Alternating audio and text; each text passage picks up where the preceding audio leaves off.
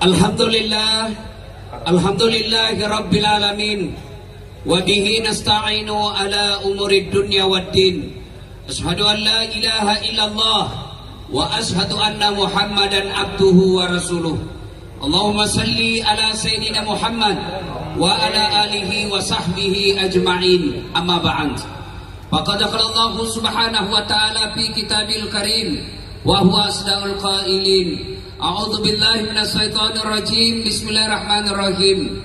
Ya ayyuhalladzina amanu taqullaha haqqa tuqatih wa la tamutunna illa wa antum muslimun. Teristimewa yang kita hormati, Bapak mewakili Kapolda, Bapak Bimas. Siap benar. Dan teristimewa yang mengundang kita malam hari ini, Bapak Kapolres dan seluruh jajarannya. Bapak Dandim, alim ulama, insya Allah kita cintai dan dirahmati oleh Allah Subhanahu Wa Taala. Mohon maaf, pian kada bisa menyebut nama pian-pian ulun. Kada bisa menyebut satu-satu, di samping karena keterbatasan waktu juga kada mengerti nama saya. Kada mengerti nama pian-pian sekalian, takut salah. Ibu bapak, saudara-saudara sekalian, malam ini kita tablik akbar, dua temanya, iman dan persaudaraan. Maka saya hanya akan bahas dua hal ini, iman, persaudaraan. Bicara soal iman, konkretnya itu sholat. Kalian mengaku beriman kepada Allah, tapi tidak sholat, bohong.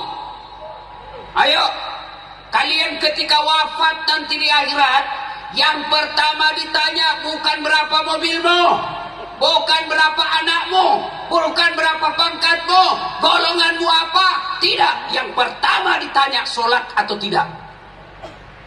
Ketika seluruh pengantar sudah kembali, semua orang yang ngantar jenazah sudah pulang, maka datanglah malaikat, maka akan menyodorkan 5 pertanyaan. Kalau beres sholat tidak usah cemas. Kenapa? Bukan kalian yang jawab, tapi sholatmu yang akan jawab pertanyaan itu. Maka datanglah malaikat berkata, Man Rabbuka? Siapa Tuhanmu? Kalau orang beres sholatnya, dia akan berkata, sholat, mundur dasat. Kenapa?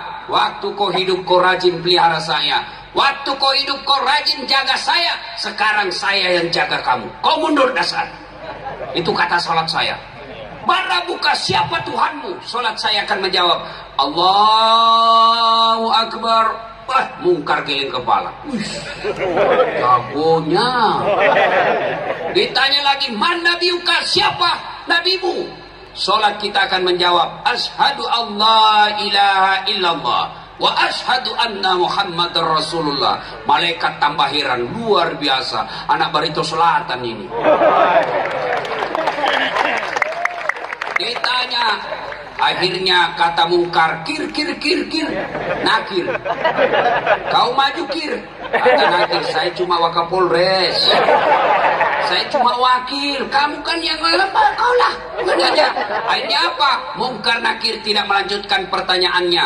Dia naik keras Allah. Dia tidak melanjutkan pertanyaan 3, 4, 5. Ya Allah, ada hambamu mati, saya tanya, Man Rabbuka? Dia menjawab, Allahu Akbar. Allah menjelaskan, wahai mungkar nakir, bukan dia yang jaga, yang jawab salatmu, bukan dia yang jawab pertanyaanmu, tapi solatnya yang jaga. Karena dia baik solatnya, tidurkan dia untuk menunggu hari kiamat seperti nikmatnya tidur pengantin baru.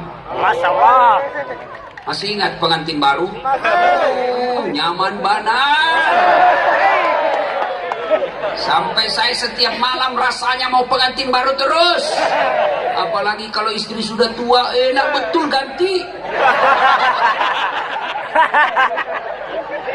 Rancam ibu-ibu kalau gitu. Nah, coba lihat kalau pengantin baru, apa dia kata? Cepat betul pagi. Kenapa? Enak memang. Itu kalau orang beres sholatnya.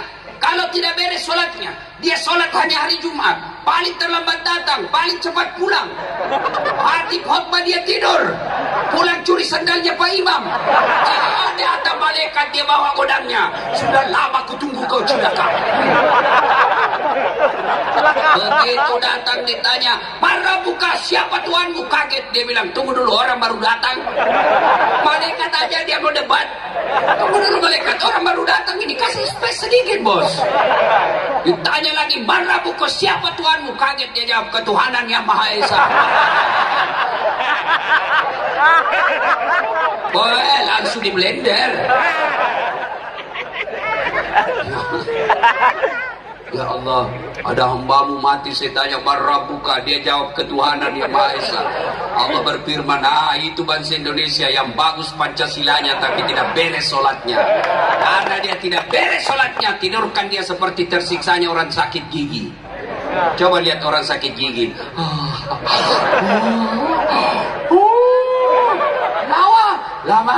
Lamanya pagi. Itu kalau tidak beres sholat. Saudaraku, tidak ada manusia yang tidak ada masalahnya dalam hidup ini. Semua kita ada masalah. Coba lihat Pak, mana ada manusia tidak ada masalahnya? Saya kasih contoh, istri cantik, kok kira bukan masalah? Istri cantik digoda orang, apalagi kalau suaminya jelek, jadi masalah lagi. Berarti bagus kalau jelek istri jelek dihina orang, kita lagi yang malu jalan sama dia. Duluan aja pian, nanti ulun menyusul. Sampai di gedung, mana pian Pak? Kada jadi.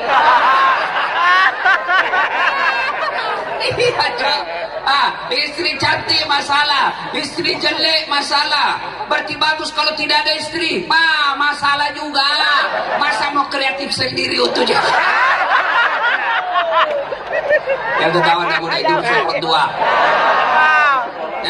Berarti bagus kalau banyak istri.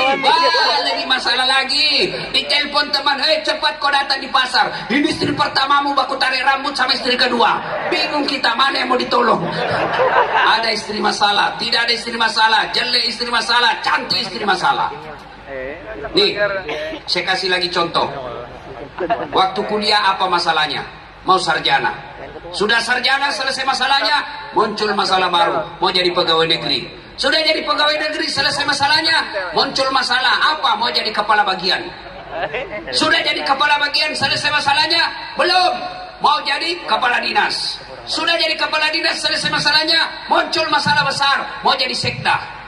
Sudah jadi sekda selesai masalahnya, tidak, mau jadi bupati. Sudah jadi bupati selesai masalahnya, mau 2 periode.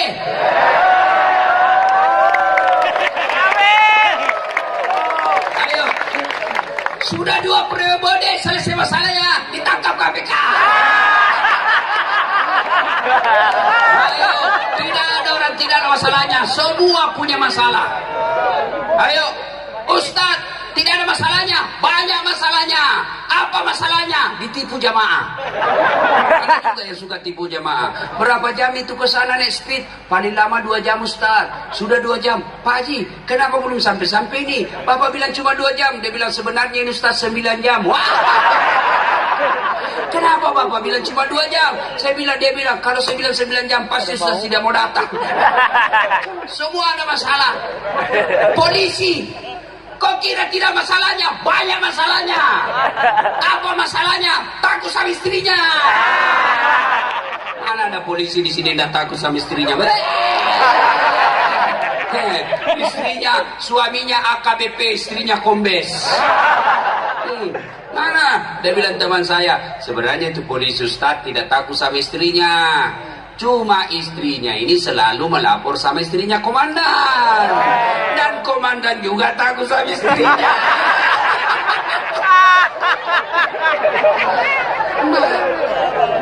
Ada istri polisi di sini? Ada? Hei, ibu-ibu Bayangkari dengar ini. Jangan kau suka siksa suamimu.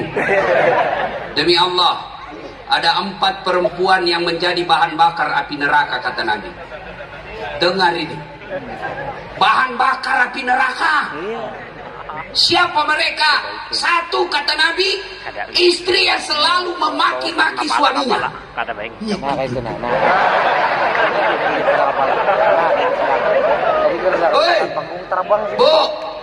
Marah sama suami boleh. Saya tidak sangka kau begini bang. Tak kusangka. Saya tinggalkan Sulawesi ikut sebagai polisi. Saya ikut sama kamu bang.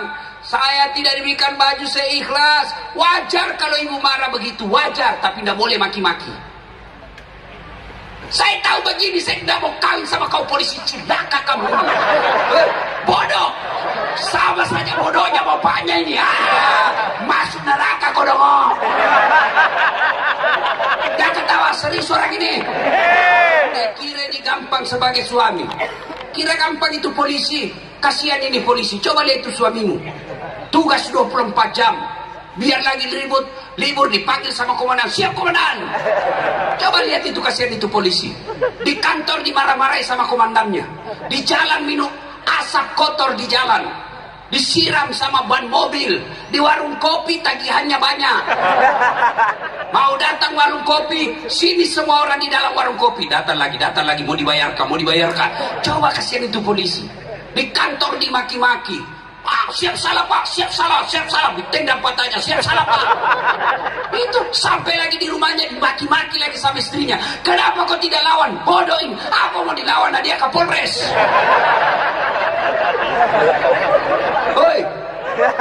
Hoi bu, jangan suka marah-marah. Kasihanilah suamimu ini. Enak itu kalau dia pulang, kasihan. Di kantor dimaki-maki, di jalan dia dihina, kehujanan, kepanasan. Datang suami, ibu tampil memberikan semangat. Sabar bang, memang beginilah sebagai petugas. Satu yang berbuat salah, seluruh institusi kita dihina. Tapi sabar bang, sabarmu akan menjadi amal. Lalu ibu bukakan sepatunya, lalu ibu peluk di sampingnya sambil menyanyi. Bila kamu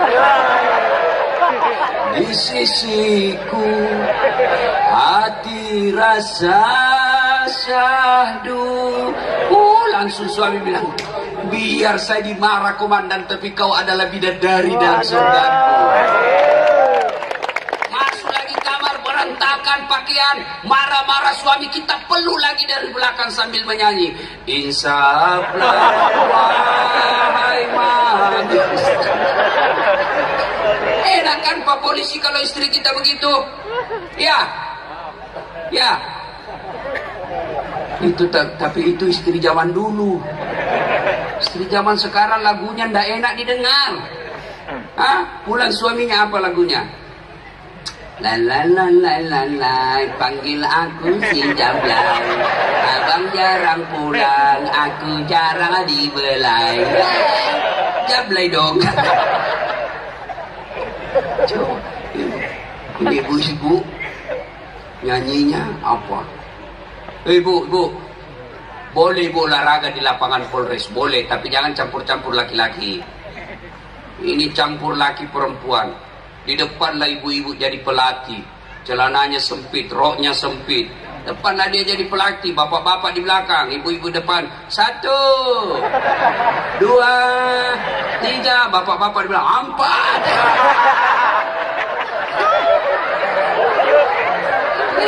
Hancur. Nyanyinya putar ke kiri, nona, putarlah ke kanan, beleng-beleng. Maka saudara-saudara sekalian, sudah ya, lain kali kita bahas. Ibu-ibu yang suka ngomel, tidak tahan itu laki-laki kalau ibu suka ngomel. Ya, apa ibu tidak syukur punya suami sebagai polisi? Coba kalau ibu pakai baju bayangkari, yang wajah pink itu, tidak ada yang berani ibu sama ibu. Makanya syukuri. Dengan cara apa? Hargai suami, jangan dimaki-maki. Karena biar ibu hitam jidat, Senin Kamis dia puasa, tahajud tiap malam, tapi suka memaki suaminya, demi Allah menjadi bahan bakar api neraka. Kenapa saya bela kau malam ini? Karena kau semua takut sama istrimu. Ada yang takut sama istrinya di sini? Berarti kau jadi laki-laki. Kamu dia Ustaz, tidak apa-apa kalau dia ngamuk. Dia kasih pecah piring, kasih pecah semuanya. Kalau dia kasih pecah gelas, bantu hancurkan semua. Kenapa? Piring gelas boleh dibeli, harga diri sebagai suami tidak boleh dijanji istri. Tepen. Itu yang takut sama istrinya. Kalau Ustaz bagaimana? Takut sama istri? Tidak, cuma istriku lebih berani. Salatullah salamullah ala toha rasulillah. Salatullah salamullah ala yasin habibillah. Nah, saudara, tidak ada manusia tidak ada masalah. Penyakit, hutang, dagangan kada laku-laku, suami selingkuh, istri kasar, anak tidak nurut, semua masalah. Allah tidak menjelaskan, Pak Bupati, Kapolres, Dasat, ada masalahmu, kau kaya dulu baru selesai. Tidak. Hai hamba-hambaku, ada masalahmu, kau jadi doktor dulu sekolah S3 supaya selesai masalahmu. Tidak. Allah cuma minta, ada masalah, ista'inu bis-sabri wassalah. Sabar, perbaiki sholatmu, saya yang selesaikan masalahmu. Itu janji Allah. Ustaz, kenapa hidupku susah? Saya dagang bangkrut, saya bawa mobil dicuri, saya nge-grab dicuri, saya punya motor. Jangan usah, tidak usah kau cari siapa yang salah. Lebih koreksi sholatmu. Tidak mungkin Allah sengsarakan hidup bagi mereka yang baik sholatnya. Bapak-bapak polisi mau naik pangkat, tidak usah kau cari muka sama Kapolresmu. Capek cari muka. Ya Pak, siapa? Cemen lu men. Hei, Kapolres suka sama kamu, tapi istrinya Kapolres tidak suka, susah juga hidupmu. Lalu bagaimana? Minta kepada Allah. Kalau Allah yang bantu kalian, tidak ada artinya kekuatan Kapolres, malah Kapolres dimutasi. Wah, sholat aja, insya Allah hidupmu bahagia. Demi Allah, saya bisa seperti ini karena saya rajin pelihara sholat saya. Saya pernah rasakan dikina sama teman saya. Saat nak malu-malu kau itu, cakar semua bajumu. Cakar itu baju bekas, rombengan. Alhamdulillah itu orang tahun ke-8 Ramadan kemarin, setiap tahun saya kasih zakat. Saya sekolah dulu jalan kaki dari Jalan Harimau, Makassar. Jalan kaki dari Jalan Harimau ke Jalan Cakalang, Makassar SMA 4. Berkilo-kilometer, jalan kaki berhujan-hujan sekolah. Waktu saya SMP, karena celana takut rusak, kalau saya duduk di bangku, saya lapisi kertas beberapa supaya tidak cepat rapuh. Saya punya celana. Saya dihina orang. Lihat pesawat, saya kapal lalu tuh. Saya bilang bisa aja, saya naik pesawat nanti saya meninggal. Alhamdulillah sekarang saya capek naik pesawat. Dulu saya jalan kaki, alhamdulillah sekarang kendaraan saya pakai di Makassar. Nah, tak kabur ya, supaya kalian yakin. Kendaraan yang saya pakai sekarang di Makassar belum cukup 5 seperti yang saya pakai sekarang. Dengan izin Allah, saya pernah jadi cleaning service, membersihkan toilet 4 satu hari. Saya bersihkan tiap hari itu. Travel. Saya bilang sama koordinator kebersihannya, nggak usah kau gaji saya, tapi kalau ada undian umrah kasih masuk nama saya. Sampai tutup itu kantor nggak dapat. Tapi alhamdulillah sekarang saya punya travel sendiri. Bahkan sopirku saya bilang, kau pergi umrah sama istrimu dengan izin Allah. Kalau Allah yang mau, kecil apa yang kau mau bos? Kecil jadi kapolsek, kecil jadi kepala dinas, kecil sembuh penyakitmu, kecil rumahmu, hutangmu lunas. Yang penting Allah cuma minta sholat dengan baik. Mana ada orang susah hidupnya kalau baik sholatnya? Tuhan apa yang mempersulit hidup orang yang sholat? Cuma kalian tidak sholat. Kalian lebih senang datang sama Kapolres, lebih senang cari muka sama bupati. Berapa tahun jadi bupati? 5 tahun. Paling untung 10 tahun. Sudah itu, wabillahi taufiq wal hidayah. Ayo, apa lagi yang mau kita? Mintalah kepada Allah. Saudaraku, dengar baik-baik. Kalian PNS, polisi, ditempatkan di tempat ini, bahkan tempat pelosok yang tidak ada sinyal. Kalian masih punya pilihan. Berhenti saya jadi pegawai, berhenti saya polisi, pensiun dini, selesai masalahmu. Kalian ditugaskan ke sini, ternyata tidak senang di sini, masih bisa berhenti, saya kembali ke Jakarta, lebih saya pensiun dini, masih ada pilihan. Tapi begitu kamu masuk kubur, senang tidak senang dalam kubur, tinggal kau di situ, tidak boleh kau balik lagi. Dan orang yang tersiksa di dalam kubur, kata Nabi, al-mutahawil bis sholat, yang menganggap enteng sholat. Ketika seluruh pengantar sudah kembali, malaikat datang bertanya, maka datanglah utusan Allah dari neraka, namanya Aziz Suhuja Al-Ukra. Siapa? Ular, ekornya cuma satu tapi kepalanya tidak bisa dihitung. Dia akan berkata, ini jenazah, man anta, siapa kamu? Sayalah sholat yang kau anggap enteng selama ini. Apa tugasmu kau datang di sini? Saya diperintah Allah menyiksa kamu, melilit kamu sampai datangnya hari kiamat. Kalian menderita di dunia, tidak akan menderita selama-lamanya. Tapi kalau kau tidak sholat, kau akan menderita selama-lamanya sampai hari kiamat, sampai hari akhir. Sholat, saudaraku. Saya sudah sholat, Ustaz. Kenapa hidupku masih susah? Kau tidak ikhlas sholat. Hayya 'alas sholat. Asar lagi. Barusan duhur. Kau tidak ikhlas. Saya sholat, Ustaz. Kenapa hidupku susah? Kau sholat tapi tidak ikhlas. Mana buktinya? Itu juga bajumu kau pakai kencing. Itu juga celanamu kau pakai toilet. Itu juga celanamu kau pakai ke pasar. Kau pakai tidur. Kau pakai main futsal. Itu lagi kau pakai menghadap kepada Allah. Mana boleh, bos? Boleh tapi tidak ikhlas namanya. Malah ada ibu-ibu yang tanya, Ustaz, bolehkah itu sholat tidak pakai BH? Kenapa bisa dibilang panas, Ustaz? Kan ada kipas. Boleh tapi tidak sopan. Ibu ketemu bupati tidak pakai BH, ditempelin kau istrinya. Iya Pak Bupati, mohon maaf Pak Bupati. Coba. Ayo sholat tapi main-main.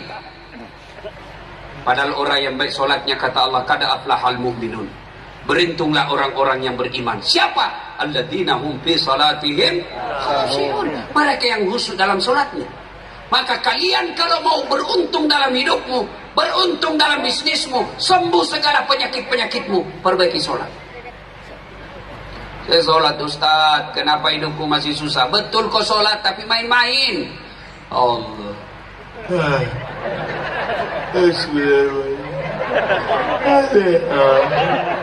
إياك نعبد وإياك نستعين اهدنا الصراط المستقيم صراط الذين أنعمت عليهم غير المغضوب.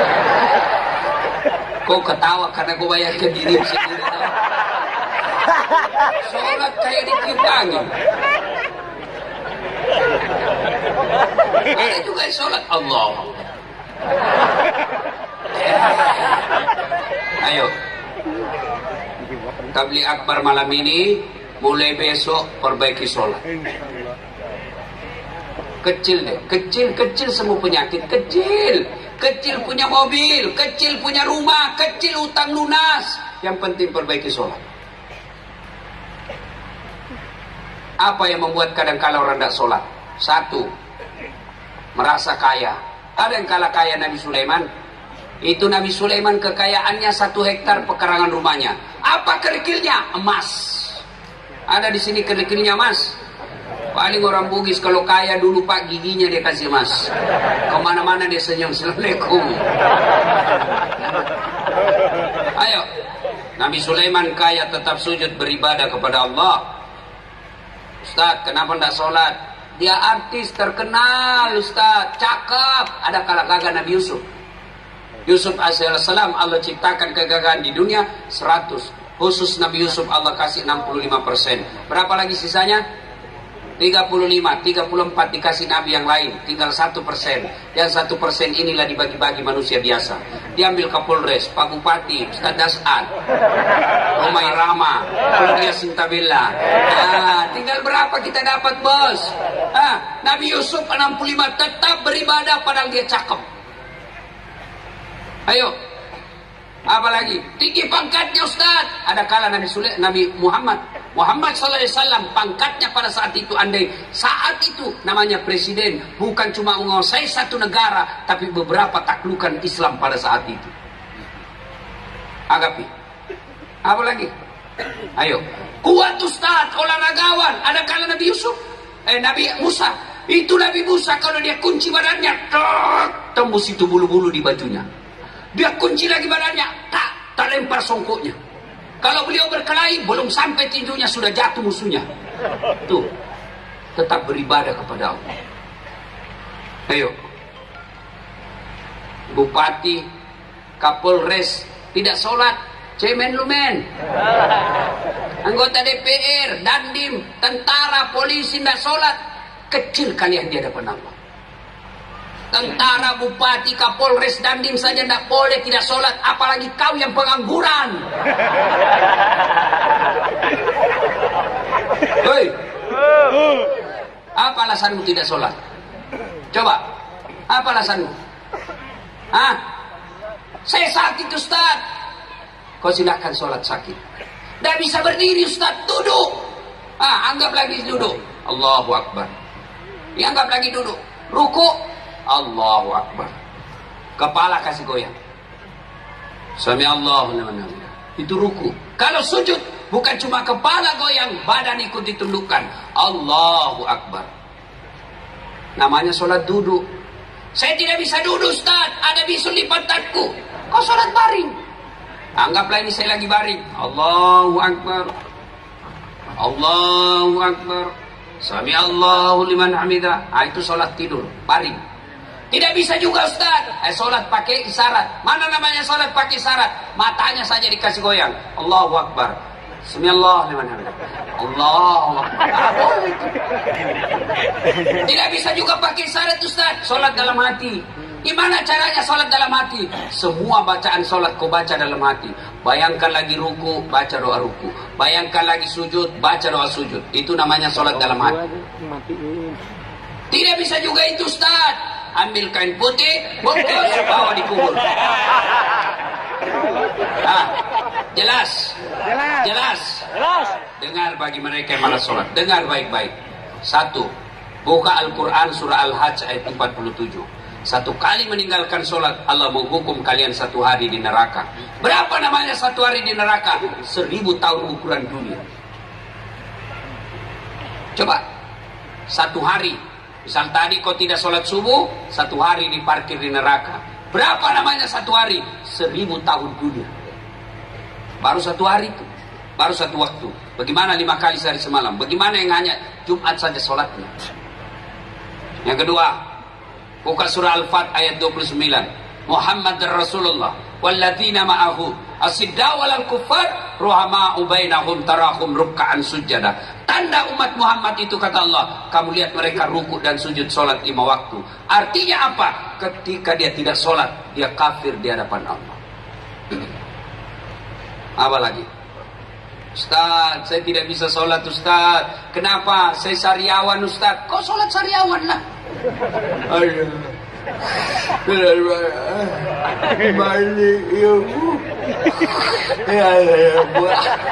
Allah tahu kau lagi sariawan.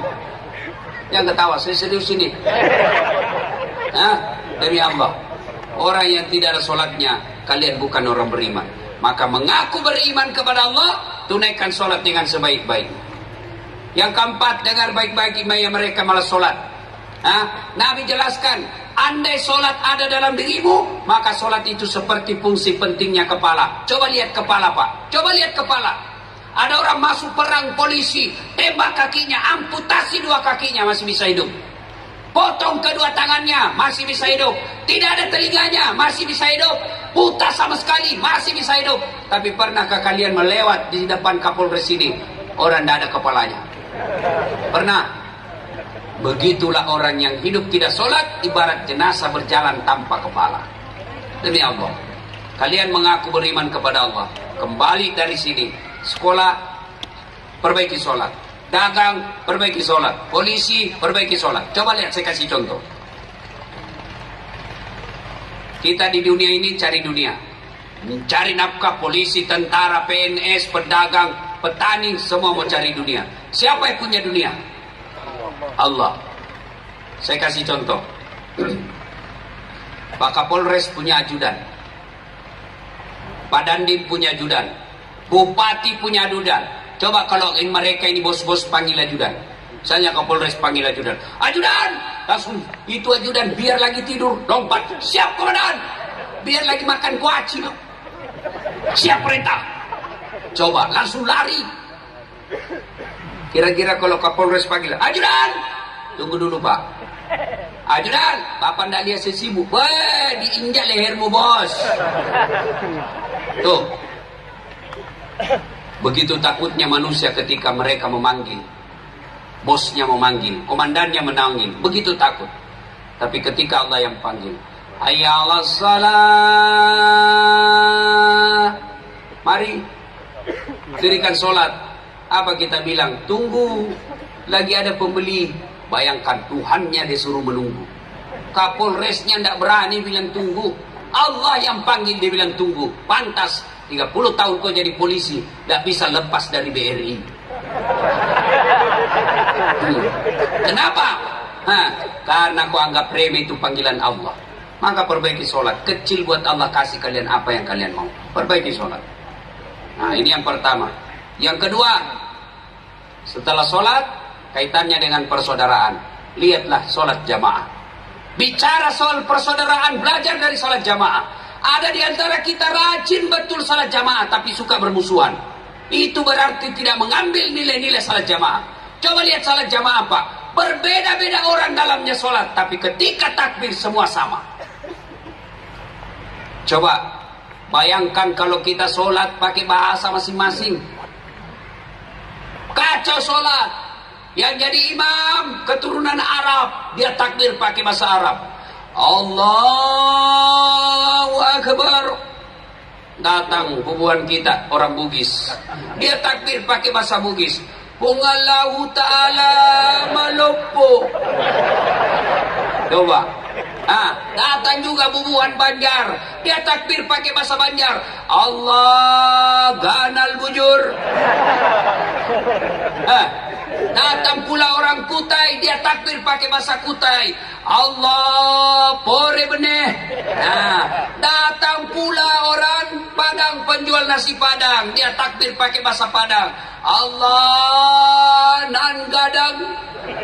Terakhir anak dari Jakarta, dia takbir pakai bahasa gaul. Allah gede banget gitu loh. Kacau toh. Itu belajar Pak. Coba lihat orang dari masjid. Yang masuk dari pintu kanan, masuk masjid, menghadap kiblat. Yang masuk dari pintu kiri, masuk masjid, hadap kiblat. Yang datang dari depan masjid, masuk ke masjid, hadap kiblat. Tidak ada orang masuk dari kanan, dia menghadap kanan. Masuk dari kiri, hadap ke kiri. Begitu sujud, baku hantam pantatnya. Begitu orang Islam. Bersaudara kita. Ini sekarang yang banyak membuat kita pecah belah. Apa? Satu yang membuat kita pecah belah. Apa itu? Pilkada. Sebentar lagi pilkada. Pilgub. Silakan berbeda pilihan.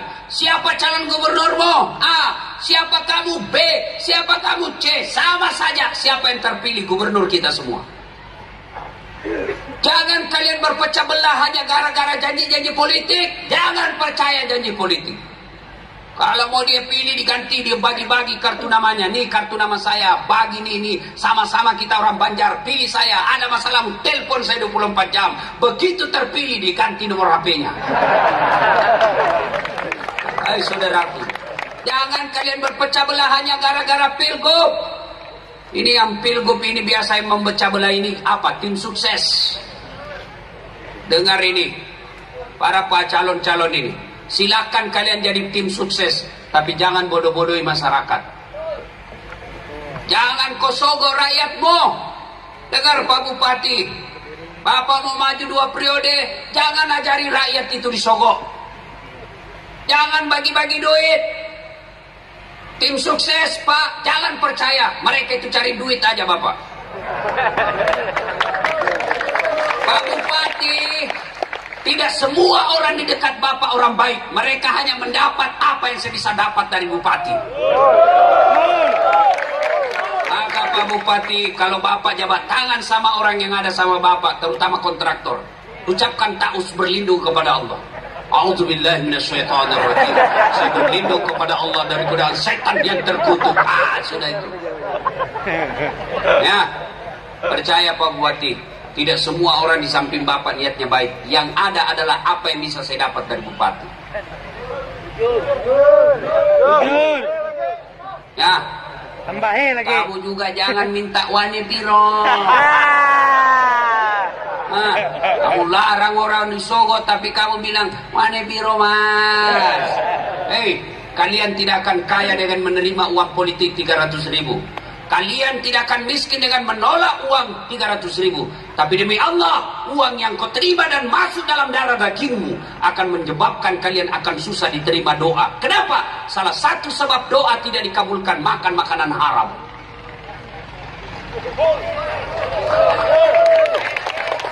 Ya, ayo jaga persaudaraan. Wa'tasimu bihablillahi jami'a wa la tafarraqu. Berpegang teguhlah engkau kepada tali persaudaraan agama Allah dan janganlah engkau bercerai-berai, kata Allah. Innamal mu'minuna ikhwah. Umat Islam itu bersaudara. Coba lihat Pak, tangan kanan gatal tanpa disuruh kiri yang garuk. Tangan kiri yang gatal tanpa diundang kanan yang garuk. Gatal dua-duanya, kerja sama. Coba lihat, anak muda jalan malam-malam, jalan, tahan tuh kakinya, cak. Kaki tahan tuh, seluruh badan berpartisipasi. Yang pertama ikut berpartisipasi, mulut. Yang kedua, mata mencari. Mana ini? Yang ketiga, ditemukan, mulut meniup. Yang keempat, tangan mengusap. Padahal kaki yang bermasalah, semua ikut-ikut merasakan sakitnya. Tidak ada orang tahan tuh kakinya. Rasa kau, siapa suruh kau jalan? Siapa kau suruh jalan?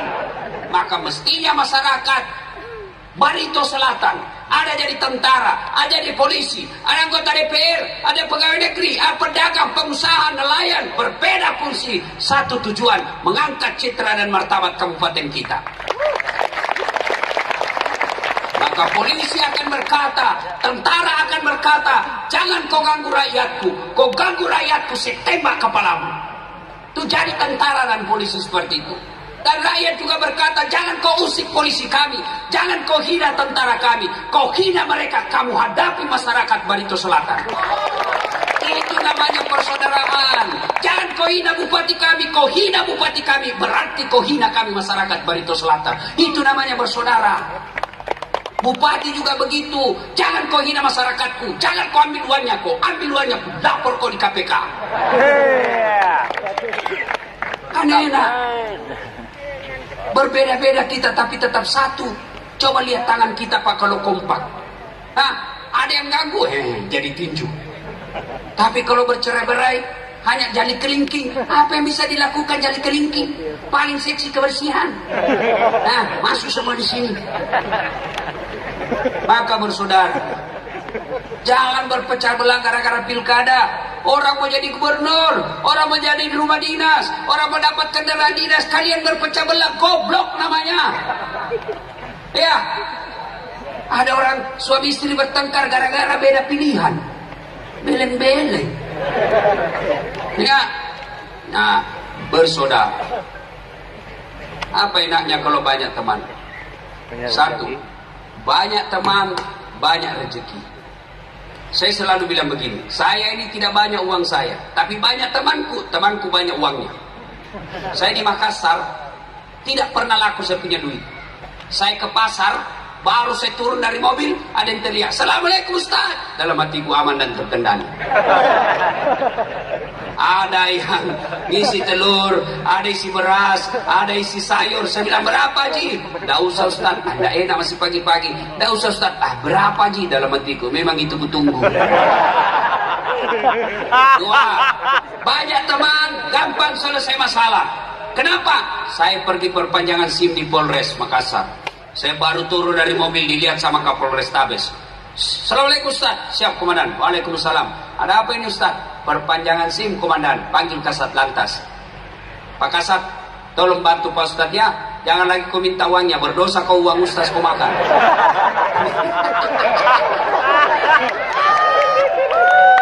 Enaknya jadi banyak teman, gampang selesai masalah. Yang ketiga, banyak teman, sehat walafiat. Kok bisa? Banyak yang doakan. Saya ini Pak, hampir tidak pernah tinggal di rumah. Orang bilang, kuat betul ini Pak Ustaz. Saya bukan kuat, tapi banyak yang doakan saya. Alhamdulillah, banyak teman, murah rezeki, gampang selesai urusan, sehat walafiat. Maka saudaraku, bersaudaralah. Jangan berpecah belah. Kalian berpecah belah, biar hitam sholat, kalian akan bangkrut. Kata Nabi suatu ketika, atadruna manil muflis? Saudara-saudara sekalian, siapa yang tahu yang bangkrut nanti di akhirat? Yang tidak sholat ya Rasul, dia sholat. Yang tidak puasa Ramadan ya Rasul, dia puasa. Yang tidak bayar zakat ya Rasul, dia bayar zakat. Yang tidak haji ya Rasul, dia haji, bahkan tiap tahun dia umroh. Oi, sahabat heran, kalau begitu siapa yang bangkrut ya Rasul? Nabi menjelaskan, jarusu wa khati'ur rakim, tetangga yang jahat sama tetangganya dan memutuskan persaudaraan. Sahabat bertanya, kok bisa bangkrut? Dia puasa, dia sholat, dia zakat, dia haji, kok bisa bangkrut? Nabi menjelaskan, betul, hubungannya kepada Allah baik, tapi sayang hubungannya kepada sesama manusia jelek. Maka ketika dia setor pahalanya, ya Allah, ini sholatku 30 tahun. Datang tetangganya, tunggu dulu Tuhan, saya pernah bertetangga di Barito Selatan, dia serobot tanahku di pagar, saya mau lapor dia temannya sama polisi. Saya minta keadilan. Dia bilang, Allah berfirman, ya sudah, ambil sholatnya itu 30 tahun. Habis sholat 30 tahun, dia setor lagi puasanya. Ya Allah, ini puasaku 30 tahun.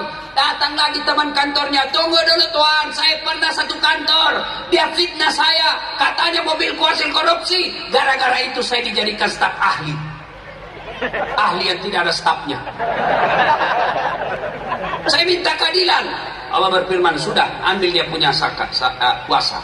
Habis sholat 30 tahun, habis puasa 30 tahun, dia setor lagi hajinya. Ya Allah, ini hajiku. Datang lagi, tunggu dulu Tuhan, saya pernah sama-sama caleg, dia fitnah saya, dia sebarkan berita bohong, dia kina saya, dia sebarkan berita kebencian. Gara-gara fitnahnya saya tidak terpilih, padahal habis duit saya 2 miliar. Allah berfirman, ya sudah, ambil saja hajinya. Habis sholat, habis puasa, ambil haji, setor zakatnya. Ini zakatku ya Allah. Datang lagi tetangganya, tunggu dulu, saya juga pernah difitnah, katanya anakku yang lurus rambutnya bukan anaknya suamiku, karena suamiku keriting rambutnya. Sudah, ambil dia punya zakat. Habis semua, masih ada yang datang, ya Allah, saya pernah juga disakiti ya Allah. Yang tadi banyak amalnya berkata, ya Allah, bagaimana lagi, sudah habis amal saya. Allah berfirman, tidak ada kejahatan yang tidak ada balasannya. Supaya adil, ambil dosanya orang yang pernah kau sakiti. Bangkrut. Biar hitam jalan sholat Pak, biar Bapak sholat jamaah di masjid, Bapak rajin tadarus, tapi semua tetangga Bapak musuh, Bapak akan bangkrut di akhirat. Maka Polres tidak mau kita bangkrut di akhirat kelak, maka diadakan tablik akbar seperti ini supaya kita memberi persaudaraan. Sakit hatiku Ustaz, dia hina, biarlah sakit hatimu, Allah yang balas. Maka nanti kalau ada yang bermusuhan Pak, minta maaf. Maka Polres minta maaf sama anak buah yang pernah disuruh push up itu Belanda. Pak Dandim minta maaf sama anggota yang pernah kita injak-injak kakinya. Pak Bupati minta maaf kepada pegawai kita yang pernah kita mutasi. Karena kalau mereka pulang akhirat dia dendam, Bapak akan bangkrut di akhirat kelak. Bapak-bapak yang pernah menyakiti hati istri, nanti pulang minta maaf sama istri. Caranya minta maaf, begini caranya Pak. 1, jabat tangannya. 2, pandang matanya, senyum. Yang pandang melotot. Yang keempat, yang paling penting, sebut judulnya dosa. Bapak harus sebut, Pak Bupati, maafkan saya. Kenapa Dek? Ada dulu hilang meja di kantor, saya yang ambil Pak. Rupanya kami kasih kembali tuh. Baru sah. Selama meja tidak dikembalikan, selama itu tidak dimaafkan dosa-dosanya. Maka pejabat-pejabat yang pernah ngambil barang-barang kantor, anggota polisi yang pernah ngambil barang-barang kantor, kasih kembali besok. Termasuk ibu-ibu yang pernah ngambil piring ketika ada pengantin, kasih kembali besok. Termasuk bapak-bapak yang pernah ngambil uang caleg, kasih kembali besok. Ya ketawa, saya serius ini bos. Bapak juga kalau minta maaf sama istri sebut, minta maaf saya Bu. Kata istrinya, apa judulnya? Nggak enak, nanti kau ngamuk lagi. Apa? Nggak enak, nanti kau marah. Enggak, saya nggak marah. Apa? Betul kau nggak marah? Betul Ibu. Betul Pak. Betul nggak marah? Betul. Maafkan saya, waktu saya tugas dulu di Jawa ini, ada perempuan mirip betul sama kamu. Saya hilap saya selingkuh, maafkan saya. Dia bilang istrinya, tidak apa-apa bang, saya maafkan, begitulah manusia biasa, kadang-kala kita hilap, saya maafkan karena bulan lalu saya juga selingkuh. Salatullah salamullah ala Rasulillah, salatullah yang tadi ala Yasin. Coba, bagaimana cara memelihara persaudaraan? Satu, memaafkan. Dua, ayo datang ke masjid. Di masjidlah kita sholat berjamaah. Itu contoh persaudaraan dalam Islam. Alhamdulillah saya lihat ini di masjid Pak, di Barito Selatan selalu ramai sholat jamaah. Apalagi kalau subuh, bus penuh sampai di luar, tidak ada di dalam. Dan di dalam masjid orang tua yang sudah buka sakaratil maut. Coba, saya berharap enak betul kalau bupati punya kebijakan sholat berjamaah. Masya Allah, bupati kalau rajin ke masjid Pak, semua kepala dinas pasti rajin. Kalau bupati sholat subuh berjamaah, Assalamualaikum warahmatullah, Assalamualaikum warahmatullah, Pak Bupati catat, mana ini kepala dinas PU? Tidak pernah juga saya dapat sholat berjamaah. Oh, Satpol PP pergi kasih tahu, polisi setengah. Satpol PP itu polisi setengah. Sampai pernah ada komandan Satpol PP, dia bilang, Ustaz, gara-gara Ustaz selalu bilang Satpol PP polisi setengah, banyak sekarang Satpol PP cerai sama istrinya. Kenapa bisa? Karena istrinya baru tahu ternyata suaminya bukan polisi. Saya bilang, bukan Satpol PP, bukan polisi, polisi Pamong Praja. Pamong Praja kata, Pak Kadis, cari kok Pak Bupati tadi subuh. Katanya Pak Bupati kalian tidak pernah datang sholat subuh. Besok jam 4 salat subuh, jam 3 sudah ada di masjid. Kenapa dia takut sama bupatinya? Datang lagi ke desa, ke kecamatan, tidak pernah didapat Pak Camat. Pak Camat, saya tidak pernah dapat ke masjid. Kalau kau malas berjamaah, banyak mau jadi camat itu. Oh, sudah 5 waktu dia jadang. Begitu juga Kapolres. Kalau Kapolres dan tim selalu ada di masjid, semua Kapolsek rajin juga ke masjid. Itulah enaknya punya jabatan Pak. Ajak orang sholat jamaah. Alhamdulillah. Apa yang membuat orang malas jamaah? Satu, karena dia lihat tidak pahalanya. Dia tidak lihat pahalanya. Coba kalau Pak Bupati umumkan, siapa yang datang sholat berjamaah subuh dapat pembeli pulsa 200.000, beras 50 kilo. Saya yakin jam 4 sholat subuh, jam 12 sudah penuh masjid. Yang kedua, kenapa orang malas ke masjid? Karena dia tidak tahu pahalanya. Dengar ini pahalanya berjamaah Pak, supaya Bapak rajin jamaah. Kata Nabi, siapa yang wudhu dulu lalu ke masjid, maka melangkah kaki kanan 1 pahala, melangkah kaki kiri hapus dosa kecilnya. Coba bayangkan, kaki kanan 1 pahala, kaki kiri gugur dosa kecil. Rumah Bapak ke masjid 300 meter, PP 600 meter, berapa langkah kaki itu? Apalagi kalau Bapak jalan begini.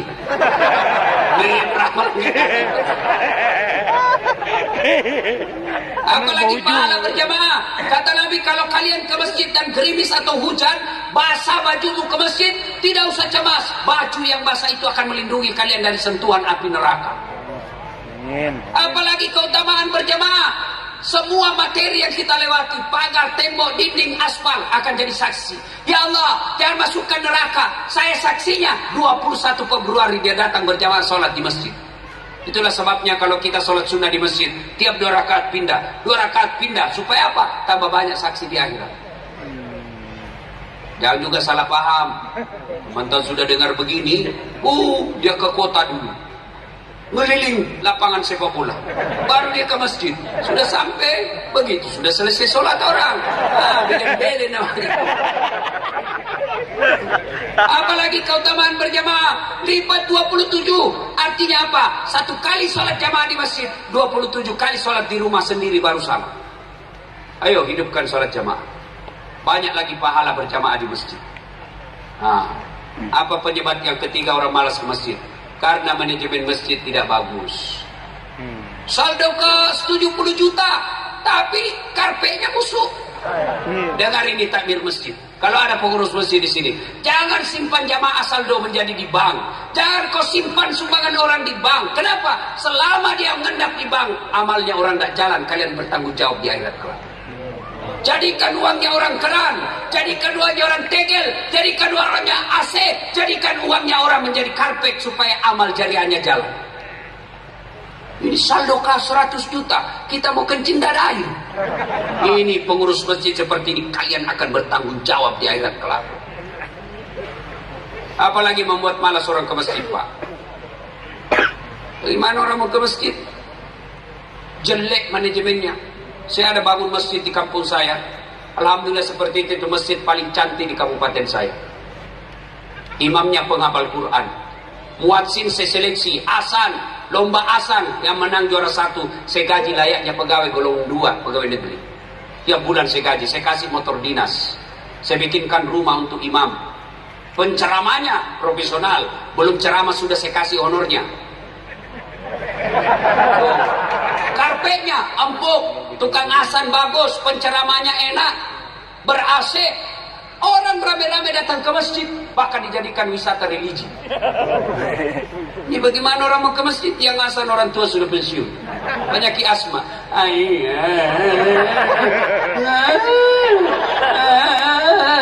Ada bilang anakmu itu lagi orang tua asal, dia lagi bikin jengkel. Ayo. Karpetnya begitu kita sujud, tai cica didapat. Panas pula. Sound systemnya begitu kita takbir langsung story. Allahu Akbar. Oh, berperbaiki. Sudah asa, sudah takbir, terpaksa kita tahan 10 menit. Apalagi penceramanya neraka aja terus dia cerita. Kalian dibanting, dibakar, ditusuk pakai linggis, masuk di perut. Dia bilang, "Dah mudah, dah usah ke masjid, bikin takut-takut." Ada juga itu penceramah, neraka aja terus dia cerita. Kayak dia saja punya neraka. Kamu tutup, Pak. Kau panitia hari kiamat dong. Kita di rumah dimarah-marah sama istri, di warung kopi banyak tagihan, di kantor dimarah-marah. Maulah kita ke masjid supaya dapat pencerahan, sampai di masjid neraka. Bagaimana kita tidak coba sakaratil maut? Apalagi yang membuat orang malas ke masjid, Pak? Imam. Kadang-kala ada juga ini imam menjengkelkan. Ada anak muda, Pak, malam Jumat dia mimpi masuk neraka. Dia tobatlah, pergilah mulai dari tobatnya salat subuh. Pulang salat subuh, Jumat, saya bilang, gimana anak muda? Enak salat di masjid tau? Dia bilang, apa enak Ustaz? Aliran sesat. Kenapa kau bilang aliran sesat? Salat subuh 3 rakaat. Bukan 3 rakaat, sajud tilawah namanya. Makanya imam kalau mau takbir sujud tilawah, jelaskan dulu sama jemaah. Kita sujud tilawah supaya orang tak malu.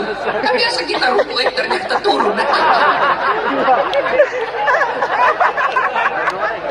Ada juga itu imam menjengkelkan. Kata, dengar ini yang suka jadi imam. Dengar ini, Pak. Jangan kau siksa jamaah. Kata Nabi, kalau kau jadi imam, ringkaskan bacaan solatmu. Itu sunnah. Ringkaskan bacaan solatmu. Ini jadi imam, la ilaha illallah, baru mau takbir sudah lama.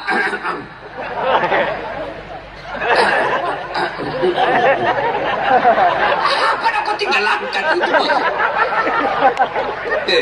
Kata Nabi, kalau kau jadi imam, ringkaskan bacaan solatmu. Kenapa? Karena yang di belakang macam-macam. Ada orang tua pensiunnya yang mati.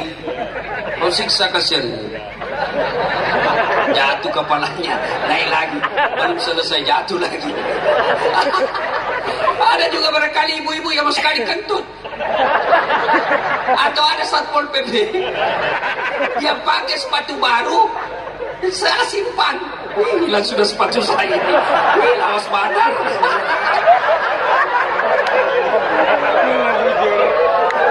Atau ada anak muda yang kunci motornya dia lupa di motor. Hilang sudah motor saya lama. Pak Imam lama motor.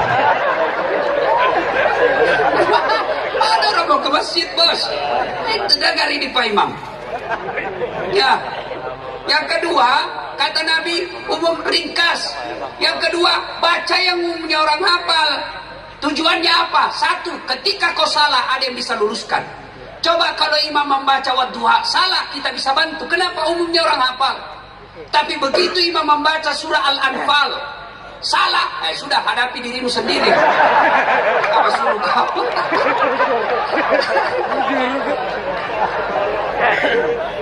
Yang kedua, kenapa disuruh baca yang umumnya orang hafal? Supaya kita bisa khusyuk. Coba kalau imam baca wadduha, kita khusyuk ikut. Kenapa? Kita hafal. Tapi begitu imam membaca surah Al-Baqarah ayat 5 sampai 105, la haula wala quwwata illa billah. Kita mau ruku, imam belum ruku. Kita mau ikut, tidak dihafal. Terpaksa kita baca sama pengumuman di masjid. Dibaca itu keadaan keuangan masjid, pengeluaran, sampai tanggalnya pun dibaca.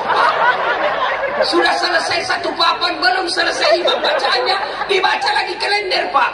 Persatuan Guru Republik Indonesia cabang Barito Selatan. Belum selesai imam, apalagi dibaca bajunya lagi orang dibaca, Pak. Caleg DPR RI itu. Siapa salah? Siapa salah? Siapa salah? Imam. Satu ketika ini kisah nyata, Pak. Waktu saya masih kecil di kampung, sholat asar lama betul imam sujud. Ini tidak biasanya, kok lama banget, lawas banar nih. Tiba-tiba kawan saya diangkat kepalanya, dia teriak, "Woi, hilang imam!" Ternyata imam yang ditunggu dia keluar pintu samping. Wah, bubar sholat, berhenti orang sholat, udah ada imam. Kita pitanya, "Pak Imam, kenapa kau tinggalkan jamaah?" Dia bilang, "Saya kentut dah." Pak Imam, besok-besok kalau kau kentut, kasih naik dulu kepala supaya dilihat kau pergi. Dia bilang, "Saya mana kau lihat dah?" Kacau sholat. Siapa yang salah? Imam. Siapa salah? Imam. Ini waktu saya KKN ini, kisah nyata juga. Belum jadi ustadz saya waktu itu. Ada kawan saya, fakultas teknik, dia pakai baju takwa, baju gamis.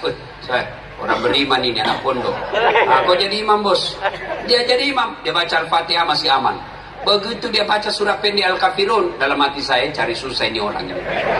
Dia bacalah, saya berdua sama anak fakultas sastra.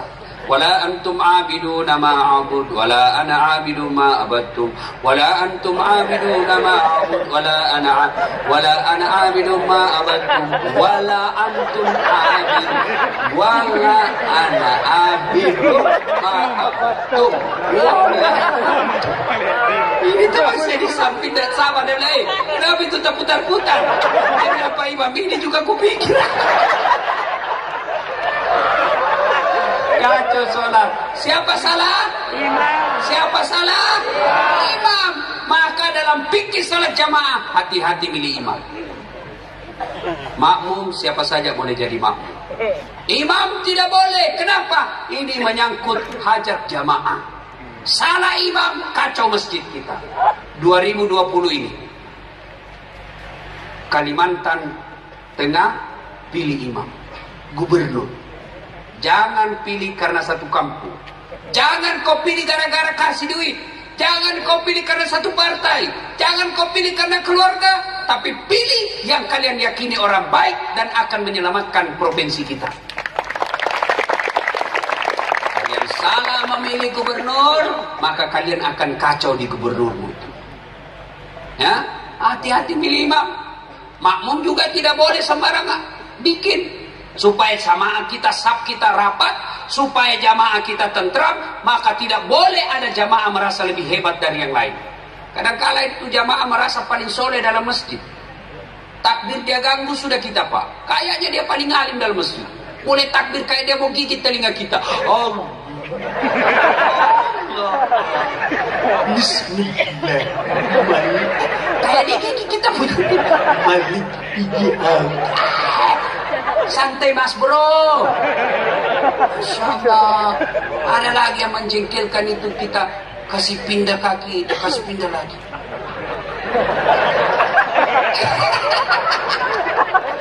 Ada yang begitu. Dengar kalian yang mau kasih sentuh kakinya orang, kasih tahu dulu orang, Pak, bolehkah kaki saya menyentuh kaki pian? Kalau dia bilang boleh aja, silakan. Tapi kalau bilang jangan dek, kau ganggu saya. Saya kalau disentuh ke jari-jari saya geli. Maka yang langsung lihat kaki saya. Saya pernah begitu. Saya kasih pindah, dia kasih pindah lagi. Saya kasih pindah, dia kasih pindah lagi. Saya kasih, dia kasih. Selesai sholat ditanya, kenapa dia kaki Ustaz? Kau ganggu saya. Ini supaya rapat. Kalau kau mau rapat, bukan kaki kasih rapat, tapi siku atau bahu. Kakimu bisa rapat tapi sapu renggang. Renggang. Tapi kalau siku tidak ada orang sholat begini. Itulah juga sebabnya tidak boleh diganggu orang yang sholat. Maka Nabi katakan kalau kau pergi ke masjid terutama subuh kau sikat gigi dulu. Kalau tadi malam kau makan jengkol, orang balik ke kanan kau balik selamat. Sampai mati diingat mulutmu busuk. Itu asas maknanya. Jangan kau ganggu tetangga. Orang dalam sholat jamaah kalau kau tidak ganggu tentram dan damai sholatmu. Begitu juga kalian bertetangga. Jangan ganggu tetanggamu. Jangan kau serobot tanahnya. Jangan tanamanmu mengganggu orang. Itu kalau tanaman dalam Islam, kalian nanam pohon mangga dan manggamu menyeberang dan kailnya ke tetangga lewat pagarnya, makanya lewat pagar miliknya tetangga. Kalau lewat pagar, mahasiswa saya di UNAS tanya, Ustaz, bagaimana kalau istrinya tetangga menyeberang? Lain itu dong. Nah, ibu bapak, saudara-saudara sekalian, dulu ulama berpesan, kalian mau sukses dua saja rahasianya. Hablum minallah, hablum minannas. Hubunganmu perbaiki kepada Allah, itulah sholat. Hubunganmu hablum minannas, itulah persaudaraan. Jangan berpecah belah. Mudah-mudahan ada manfaat. Banyak yang ingin saya sampaikan, tapi waktu jualah yang membatasi kita. Insya Allah, lain waktu dan kesempatan kita akan lanjutkan. Terima kasih Pak Kapolres dan seluruh jajarannya. Terima kasih Bapak Haji Fauzan yang setia mendampingi kita, Bapak Bupati yang menghadirkan masyarakat dan Bapak Kapolres. Woi, belum mulai, belum selesai, woi. Woi. Belum selesai, orang belum selesai baca doa.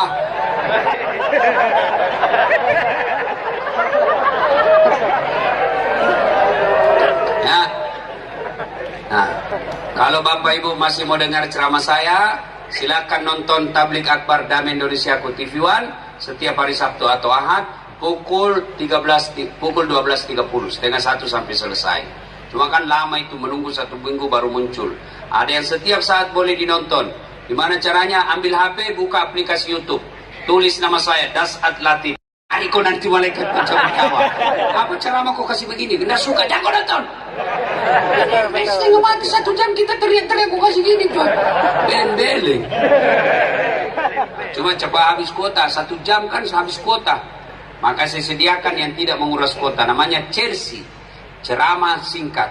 Gimana caranya Ustaz? Follow saya di Instagram, Dasat Latif 1212. Tulis Dasat Latif 1212. Banyak itu ngaku Dasat, banyak yang juga pakai tipu-tipu. Yang asli ada centang birunya. Dasat Latif 1212. Sudah ku follow Ustaz, sudah ku tidak mau terputar ceramahmu. Apa masalahnya ini? Aku yakin tidak ada pulsamu. Kau beli kuota dulu ya. Nah, mudah-mudahan ada manfaat. Terima kasih. Sebelum kita akhiri, mari kita kirimkan suratul Fatihah kepada Rasulullah Muhammad SAW. Khasiat dan keutamaan yang kita ikhlaskan untuk bapak-bapak polisi kita. Mudah-mudahan diberikan keberanian menegakkan kebenaran dan keberanian menumpas kebatilan. Al-Fatihah. Ini yang pas tadi. Nah, kemudian ketinggian itu ya. Ya, kenapa? Amin. Terima kasih. Sebelum saya akhiri, saya ingin menyampaikan burung cendrawasih di atas batu. Terima kasih dan thank you. Assalamualaikum warahmatullahi wabarakatuh.